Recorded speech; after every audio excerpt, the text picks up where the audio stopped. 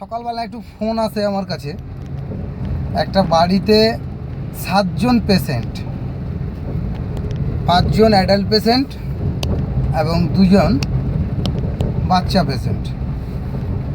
বাচ্চা দুটোর বয়স একজনের 3 বছর, একজনের 7 বছর। তারা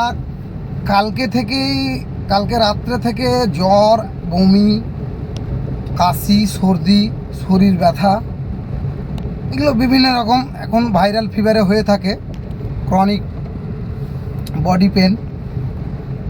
তো এই সমস্তগুলো হয়েছিল তাদেরকে, সবাইকে, গোটা বাড়িতে প্রত্যেক ব্যক্তিকে তারা রাত থেকে এভাবে পড়েছিল। সকাল সকাল ফোন আসে, আমি গেলাম,